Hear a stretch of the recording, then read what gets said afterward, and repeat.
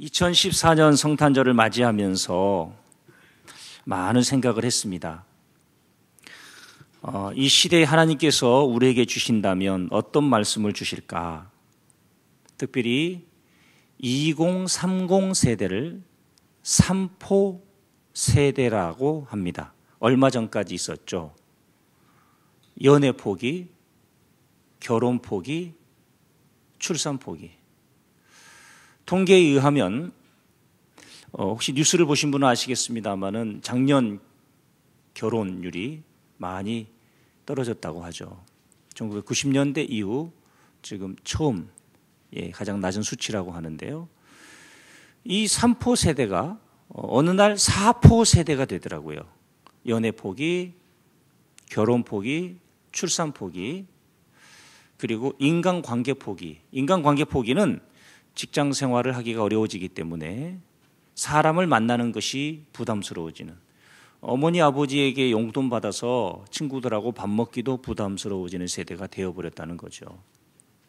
그런데 4포 세대로 끝나는 줄 알았는데 5포 세대까지 진도가 나가더라고요. 5포. 주택 구입 포기.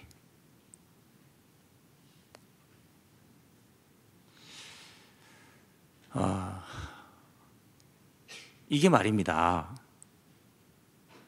2030 세대가 5포 세대라고 한다면 저희 집도 2030 세대가 2명이나 있는데 끔찍하다는 생각이 드는 거예요. 그럼 이것이 과연 2030 세대만의 문제일까? 아니면 2030 세대가 5포 세대로 살아간다면 우리 아이들이 연애도 포기하고 취업도 포기하고 결혼도 포기하고 인간관계도 포기하고 이게 계속 포기하는 게 이제 6포까지 가지 않으려나. 6포. 그럼 이제 6포에는 뭐가 붙을까? 신앙 포기. 하나님이 어디 계시냐 이거죠.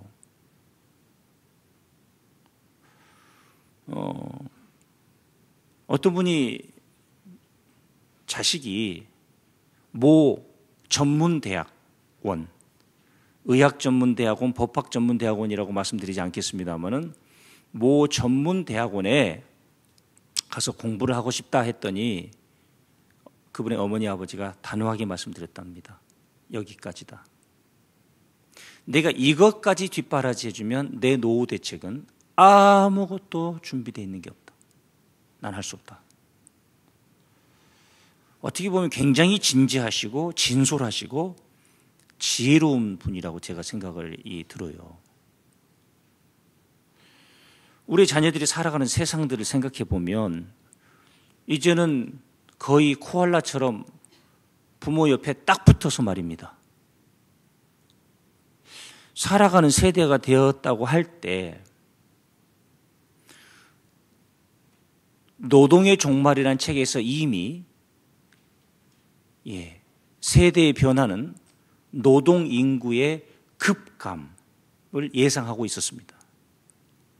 갈수록 더 할 겁니다. 이제는 로봇까지 개발하고 있는데 로봇이 사람의 노동력을 대체하게 된다. 이 보통 끔찍한 문제가 아닙니다. 이 시대에 이미 일본도 사토리 세대가 있었습니다. 그 사토리란 말은 득도란 말입니다. 우리나라 말로 득도. 일본의 젊은이들이 사토리 세대다. 득도한 사람들이다. 이런 말입니다. 뭐가 득도를 했단 말일까요? 포기에 포기를 하다 보니 어떤 것도 기대하지 않고 유유자적하며 살아가는 세대가 되어버렸다. 이 득도는 말입니다. 저는 지금도 기도원에 올라갔을 때에 우리나라에 굉장히 영향력 있는 목사님 한 분을 뵌 적이 있습니다. 지금 돌아가셨습니다마는 이중표 목사님이라고 별세 목회를 주창하셨던 분입니다. 죽는 거다. 목회는 끊임없이 죽는 거다. 그분은 교단의 한계를 뛰어넘고 대한민국의 수많은 목회자들의 영적인 리더로서도 자리를 하셨던 분입니다. 근데 그분이 저를 이렇게 한 이틀을 만나시더니 한 말씀 해주시는 거예요.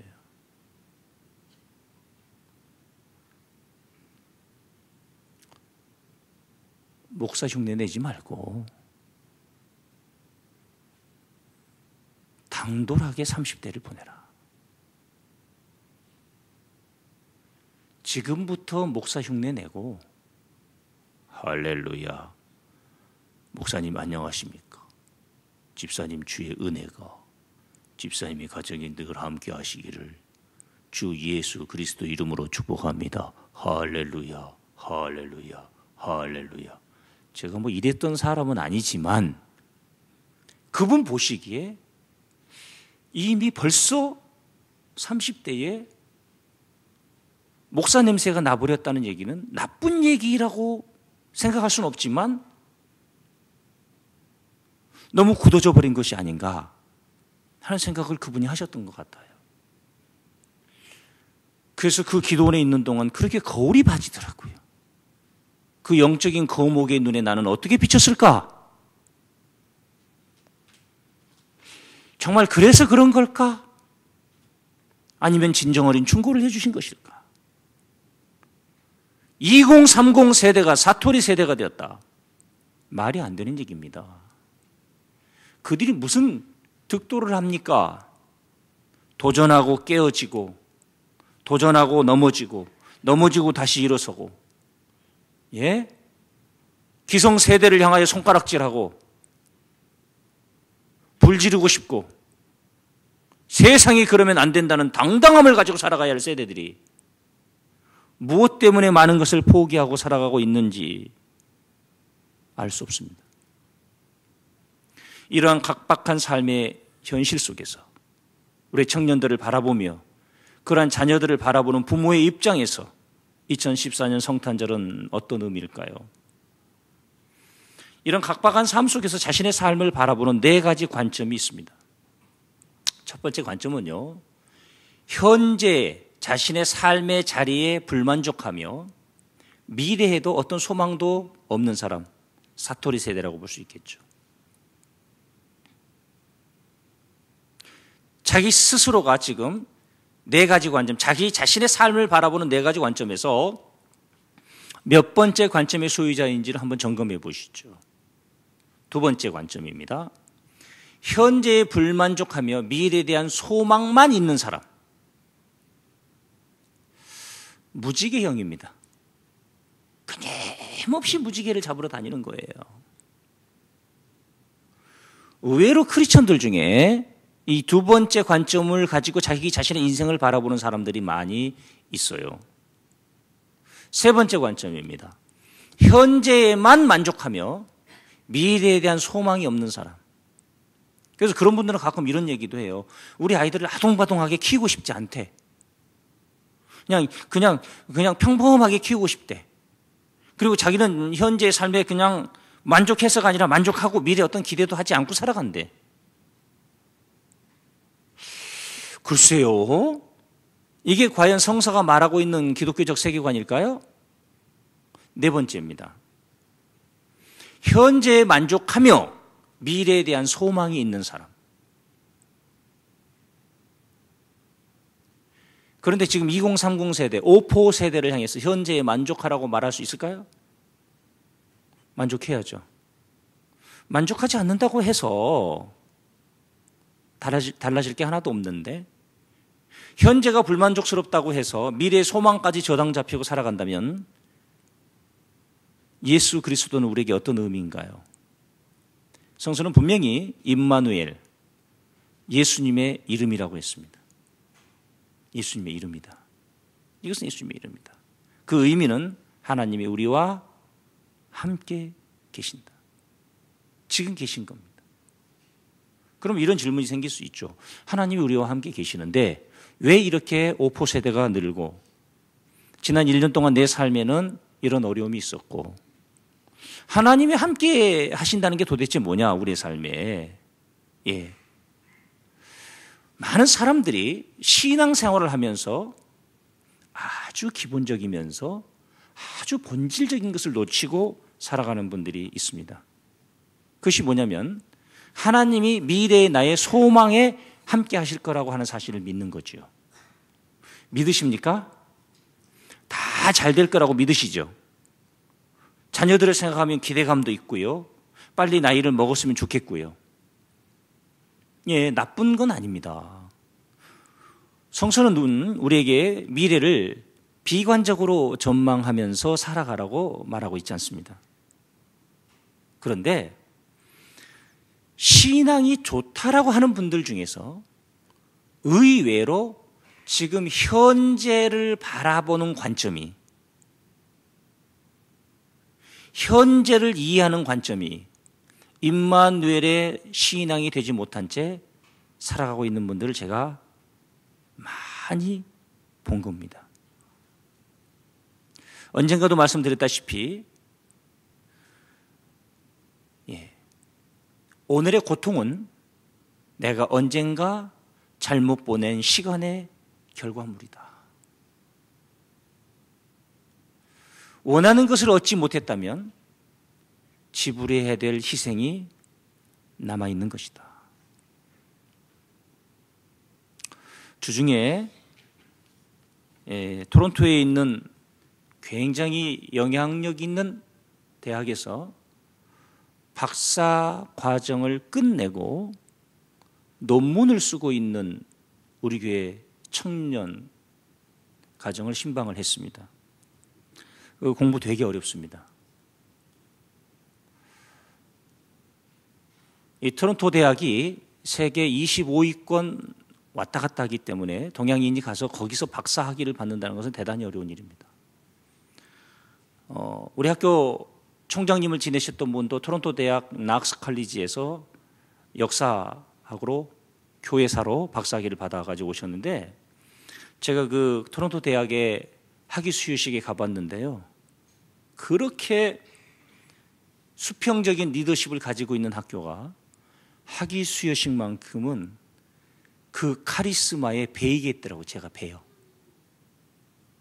야, 저렇게 자부심 있는 학생들을 키워내는구나. 그 녀석이 오늘이 있기까지 허리 수술을 2번 했습니다. 허리가 2번 망가졌습니다. 얼마나 앉아서 집중적으로 공부를 했으면.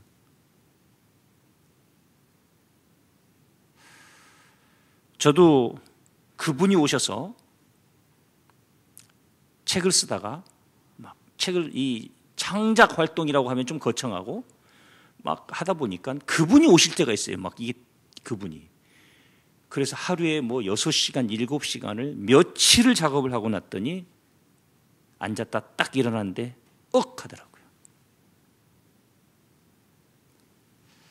한동안 치료를 받고 쉬면서 허리 근육 강화 운동을 하고 원고를 마지막으로 정리했습니다. 책 한 권을 쓰는 것도 이렇게 어려운데 무엇인가를 얻기 위해서 허리가 2번 망가졌다는 얘기를 듣는데 감동도 있고 애잔한 마음도 있고 어떻습니까? 우리는 미래에 소망하는 것을 바라보면서 현재에 대한 잘못된 이해와 그리고 소망, 희망, 부활, 재림의 신앙을 가지고 있으면서 임마누엘의 신앙, 하나님이 지금 나와 함께하고 계신다면 정말 2014년 내 삶의 성적표, 내 인생의 성적표, 여기에 감사하고 만족하셨다고 말할 수 있습니까? 우리 진지하게 한번 생각해 봅시다. 부활의 소망, 재림의 신앙은 가지고 있으면서 임마누엘의 신앙은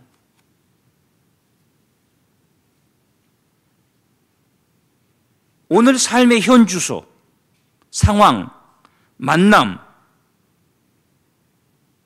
여기에 최선을 다하며 감사하며 만족하며 미래를 소망하고 있는 것인지, 현재에 불만족스럽기 때문에 현재 삶의 현 주소와 삶의 자리에 대해서 지극한 불만족을 가지고 있기 때문에 미래에 대한 소망, 부활의 신앙이 더 간절하고 크게 느껴지거나 그분을 기다리며 그 나라를 바라보고 있는 것은 아닌지 우리가 적극적으로 점검해 봐야 합니다. 우리의 삶의 자리, 오늘의 삶의 자리에 대한 불만족을 하나님은 어떻게 이해하실까요? 고린도후서 8장 12절을 보면요, 잘 뜯어보십시다. 할 마음만 있으면 있는 대로 받으실 터이요 그러셨어요. 없는 것은 받지 아니하시리라. 자, 여기서 있는 대로, 이것을 표준 세번역 버전으로 제가 다시 한번 띄워드립니다. 기쁜 마음으로 자기의 형편에 맞게 바치면, 우리나라 사람들이 이 바치면이란 단어는 무조건 헌금만 생각하는데,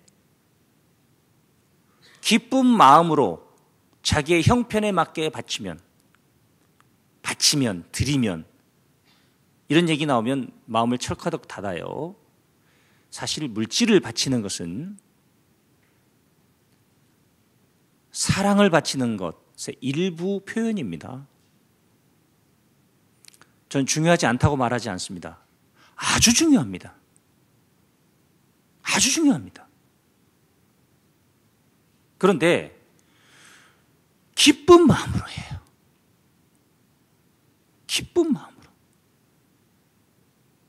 또 형편에 맞게 바치면, 전 이것을 이렇게 봅니다. 현재를 드리는 겁니다.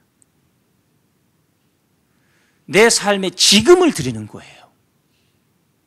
하나님께서는 그것을 기쁘게 받으실 것입니다. 하나님께서는 없는 것까지 바치는 것을 바라지 않으십니다. 얼마나 많은 크리스천들이 미래에 뭘 하겠다고, 나중에 뭘 하겠다고 하는 분들이 참 많았어요. 제가 역사가 오래된 교회에서 성장을 했습니다. 그리고 출신 교회에서 중등부 전수사를 했고, 출신 교회에서 고등부 전수사를 했습니다. 고등부 전수사를 할 때 일이었는데요, 교회가 60주년 기념 사업을 했습니다. 특별헌금이 필요했습니다. 필요하죠. 교육시설, 미래 세대를 키우기 위한 교육시설을 건축하겠다고 해서 지하를 다 파고 거기에다가 교육관들을 막 집어넣는 60주년 기념 프로젝트를 할 때, 저와 같이 했던 우리 부서에, 제가 고등부 지도했으니까 고등부 선생님 중에 한 분이 이렇게 말씀하셨습니다. 저에게, 전사님 기도해 주세요. 뭘 기도해 드릴까요? 자기가 60주년, 교회 60주년 기념 헌금을 하려고 주식을 사놨대요. 주식을. 지금도 궁금해 죽겠어요. 어느 주식을 얼마 정도 사놨는지, 100만 원어치를 산 건지 1000만 원어치를 산 건지. 그분하고는 굉장히 친하니까, 이런저런 대화가 다 가능한 분이니까 그걸 물어봤어야 되는데 못 물어본 거예요. 그리고 또 그래요, 주식을 헌금하려고 주식을 사놨는데 원금까지 보태서 드리실 겁니까? 원금은 떼놓고 수익이 난 부분만 들으실 겁니까? 그걸 못 물어본 게 아직도 후회가 돼요. 아직도 후회가 돼요. 그런데 제가 그분께 그렇게 말씀드렸어요. 집사님, 그 주식 파시죠 지금? 그리고 그것만 드리세요. 그래도 되잖아요.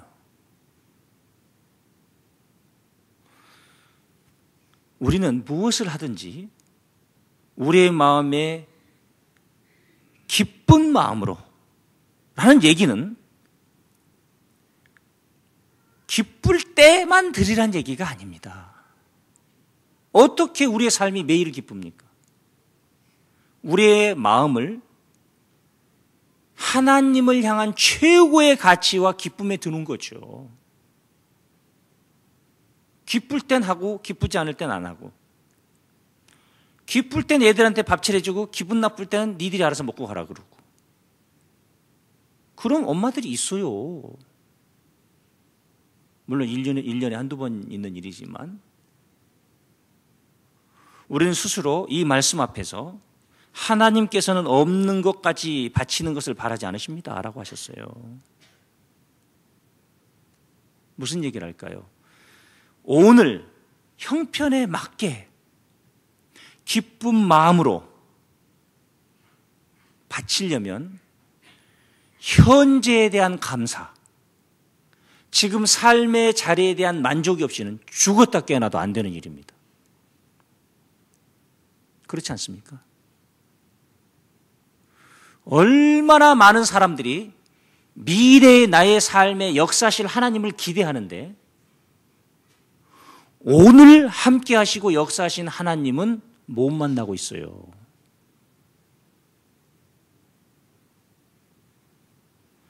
제가 서재에서 게을러질 때가 있습니다. 게을러질 때가. 앉아서 무슨 작업을 하고 나서 딱 일었으면 눕고 싶을 때가 있습니다. 그때마다 꼭 생각하는 말이 있어요. 떠올리는 법칙이 하나 있습니다. 그것이 뭐냐면 1만 시간의 법칙. 다시 이 분야와 이 부분에 있어서 하나님은 공평하신데, 하나님은 의로우신데, 내가 현재에 충실하지 못하고 오늘 하루를 하나님께 드리지 못하고 지금 이 시간을 아름답게 보내지 못하고 내 인생이 어떻게 아름다워지기를 바랄 수 있을까? 불가능한 거죠. 하나님이 함께하고 계시다.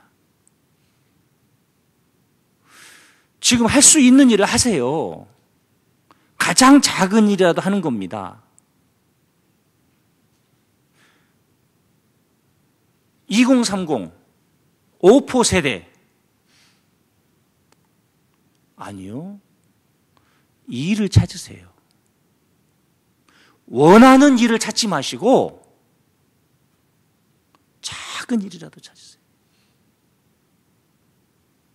우리는 알다시피 미국의 아주 엄청난 제1의 호텔 체인,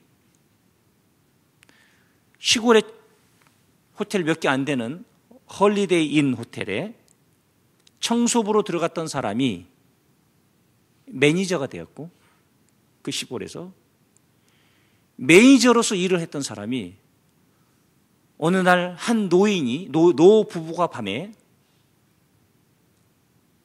늦게 호텔을 잡으러 왔는데 그 호텔이 객석이 다 나간 거예요. 풀로 찬 거예요. 그런데 그 매니저가 할아버지 잠깐만요. 혹시 너무 늦었는데 가실 데가 없다면 제가 잠자는 조그만 방이 있는데 거기 주무셔도 되겠습니까? 하고 시트를 다시 채워서 바꾸서 깨끗하게 그 할머니 할아버지가 주무시게 해드렸다는 거죠. 훗날 뉴욕 맨하탄에 엄청난 호텔을 짓고 그 할아버지가 그 매니저를 스카웃해서 호텔 전체의 경영을 맡겼던 겁니다. 미래의 꿈을 가지고 있으면서 오늘 하루에 최선을 다하지 못한 사람들, 저는 오히려 미래의 크고 원대한 꿈을 가지고 있기보다는 임마누엘의 신앙으로, 부활의 신앙, 재림의 신앙은 둘째 치더라도 현재 임마누엘의 신앙으로 오늘 내 삶에서 우리 청년들이 할 수 있는 작은 일이라도 하기를 축복합니다. 할렐루야. 작은 일이라도 하자는 거예요. 작은 일이라도. 붕어빵이라도 굽자는 겁니다. 할 수 있는 어떤 일이라도 해보자는 겁니다. 하나님이 그 일 속에서, 현재 속에서 나와 함께하고 계시다는 것을 믿는 거죠. 그리고 힘들어질 때마다 십자가를 묵상하는 겁니다. 주님보다 더 힘드시겠어요? 하나님과 번제 있었으나 동등됨을 취할 것으로 여기지 아니하시고 자기를 비워 죽기까지 복종하셨습니다. 끊임없이 낮아지는 거예요. 조선일보 주중에 오피니언 칼럼에요, 한 목사님의 이야기가 나왔습니다. 그 목사님은 제가 국민일보 칼럼을 쓸 때, 안성호 목사의 시편을 쓸 때 그분 이름으로도 칼럼이 나갔던 분이라 잘 알고 있습니다. 그분이 설교를 교회에서 하면서 한센병, 피부병이란 표현을 하지 않고 성서에 나와 있는 나병, 그리고 나병의 고통, 그것을 구약 성서에서는 저주로 받아들였다는 얘기를 했는데,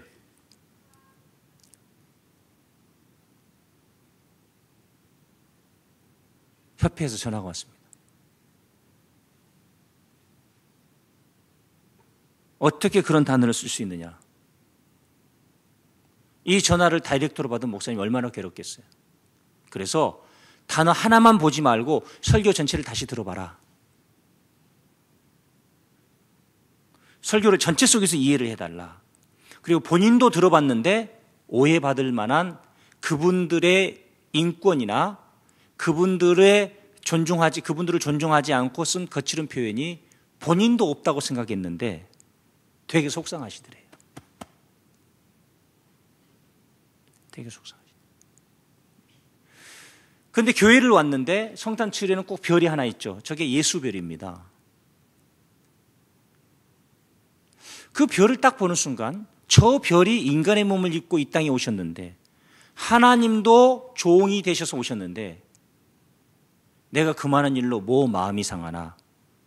그리고 바로 그 다음 날 한센병 협회에 법인 협회를 찾아가셨답니다. 정중하게 사과하셨대요. 내가 표현이 잘못되고 단어가 잘못됐고 그렇게 기분 나쁘셨다면 용서하십시오. 그리고 그분들을 위해서 기도해주고 나왔답니다. 작은 거 하나거든요. 그분들의 얼굴이 밝아지고 그것을 계기로 그 협회에 교회에서 선교비를 보내고, 임마누엘 신앙을 가지고 있지 못하는 이유는 우리가 예수님처럼 선택의 순간에, 결정적인 순간에 우리 자신을 낮추지 못하기 때문에 생기는 일들입니다. 우리 자신을 낮춘다면, 그리고 오늘 삶의 불만족스러운 삶의 현장에 자기의 책임의식을 가진다면, 이것에 관한 책임이 나에게 있다라고 진정하게 인정한다면 우리 미래는 달라질 것입니다. 할렐루야. 절망 속에서도 소망을 놓지 않고 지금 하나님이 나와 함께 하신다는 확실한 믿음을 가지고 사는 거죠. 전도서 9장 4절을 보면요, 모든 산 자들 중에 들어있는 자에게는 누구나 소망이 있음은 산 개가 죽은 사자보다 낫기 때문이라.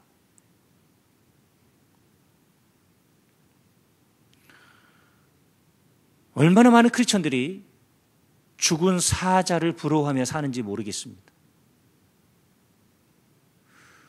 우리에게 소망이 있는 이유는 살아있기 때문이고, 살아있다는 얘기는 현재 하나님이 나를 통해서 일하시며, 임마누엘 신앙은 지금 2014년 나의 삶의 모든 상황 속에서 하나님이 우리와 함께 하셨다는 사실을 믿는 겁니다. 그런데 우리는 신앙적인 강박증이 있어서 좋은 일만 하나님이 우리와 함께 하셨다고 간증을 하려고 해요. 조선일보에 나온 종교란 오피니언 컬럼에 그분의 고백을, 삶의 이야기가 담긴 이 글이 얼마나 파워풀했는지 모릅니다. 많은 생각이 들더라고요. 많은 생각이 들어요. 이번 주를 지내면서 많은 생각이 들더라고요. 우리가 불만족스러운 삶의 현주소와 삶의 자리를 어떻게 이해할 것인가? 어떻게 소화할 것인가? 끊임없이 제 삶의 현주소를 돌아봤는데요. 저 역시 임마누엘의 신앙을 가지지 못하고 재림의 신앙만 가졌던 적이 너무너무 많고 길었습니다. 그 시간을 조금만이라도 더 땡겨서 하나님이 지금도 나와 함께하고 계시고 현재 상황에 만족하는 것이 아니라 하나님이 나와 함께하고 계시다는 것을 믿는 자는 오늘을 살아가는 태도와 자세가 완전히 달라진다는 거죠. 오늘 나와 함께하고 계시다. 그리고 원하지 않는 결과와 원하지 않는 삶의 주소와 힘든 인들을 만날 때 끊임없이 자기 자신을 낮추며 예수님도 그 자리까지 오셨는데 임마누엘의 신앙을 가진 자가 경험하고 기억해야 될 것은 전 그렇다고 봐요. 끊임없이 뭔가가 채워질 때 만족하는 것이 아니라 드려질 때 만족하고 비워질 때 만족하는 겁니다. 그런 면에서 성탄절 때마다 제가 늘 좋아하는 찬송이 있어요. 그 어린 주 예수 누울 자리 없어. 그 귀하신 몸이 구유에 있네. 이건 해도 너무하신 거거든요.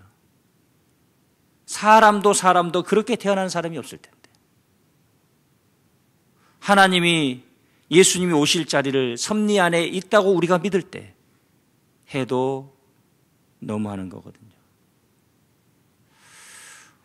만족은 낮아지지 않고는 불가능한 겁니다. 그리고 임마누엘의 신앙은 믿음의 눈으로 현재를 보지 않고는 불가능한 겁니다. 왜냐하면 오늘의 삶의 자리와 현주소에 불만족하면 그 사람은 내일이 돼도 오늘이에요. 또 모레가 돼도 오늘이에요. 그 사람에게는. 그죠? 그는 평생 죽을 때까지 임마누엘 하나님은 못 만나고 그러다 살아갑니다. 신앙이 있어도 이런 위험이 우리 삶에서 노출이 돼버리고 만다는 거예요. 한번 생각해 보세요. 그러니까 끊임없이 새로운 걸 찾는 거예요. 자기 모순에 빠져서 끊임없이 새로운 걸 찾는 거예요. 또 새로운 걸 찾으면 그 새로운 것이 몇 개월 지나면 또 옛 것이 되는 거죠. 또 시간이 지나면 또 옛 것이 되는 거예요. 그래서 결국은 무지개를 쫓다 죽어버린 사람들. 소망은 크게 가지십시오. 할렐루야. 현실은 냉혹하게 받아들이십시오. 소망만 크고 현실은 적당하게 인식하고 넘어가려고 하지 마시고 하나님은 지금 우리와 함께 하신 겁니다. 우리의 고통의 자리, 아픔의 자리, 실패의 자리, 절망의 자리에도 하나님은 지금까지 우리와 함께 하고 계신 겁니다. 이 사실 믿으십니까? 그런데 왜 좋은 일만 있을 때, 좋은 일이 있을 때만 하나님이 우리와 함께 하고 계실 거라고만 믿고 있냐는 거죠.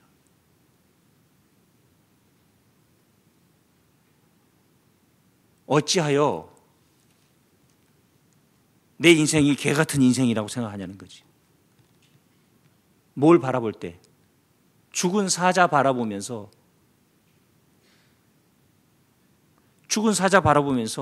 왜 내 인생은 이러냐?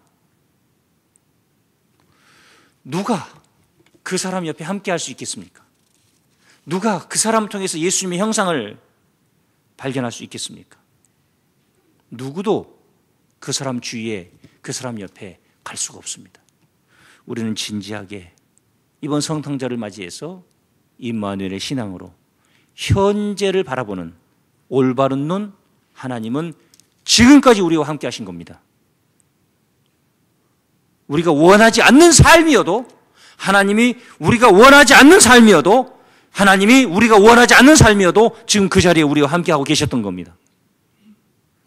그것을 통해서 현재에 관한 감사와 만족을 배우지 못하면 미래는 절대 하나님이 우리와 함께 하실 수 없으시다는 겁니다.